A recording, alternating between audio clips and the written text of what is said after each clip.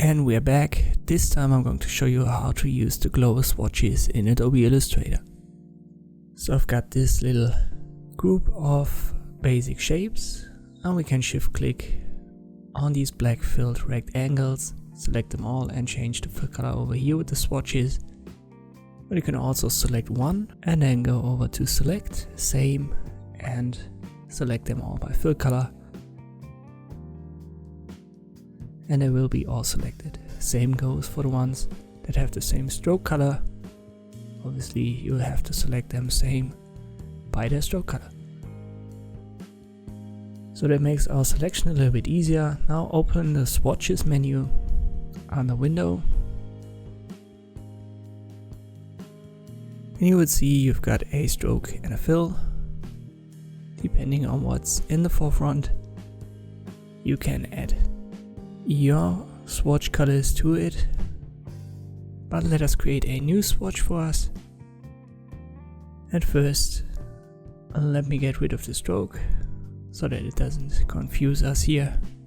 I use a basic black as the starting point and click on new swatches, and we will rename that to tutorial swatch. Use the defaults, for example RGB, and process color should be selected, and you've got this global checkbox. Let me activate it and I click on OK.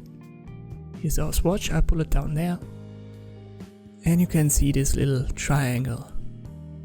If I get rid of the global checkbox, the triangle is gone. So this triangle is an indicator of a global swatch. Let me make that global again and I make it a little bit red. Now I select the black filled rectangles with the method that we've used in the beginning and I give it the global swatch. Same goes for the rectangles with the stroke color, but I have to bring the stroke to the forefront and then click on the tutorial swatch.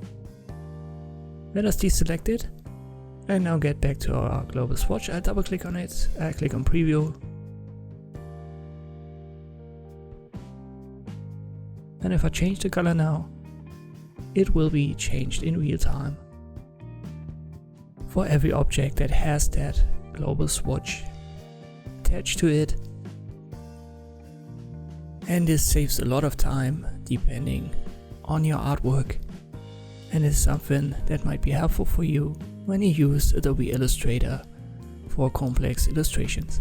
Thank you for watching and I'll see you next time.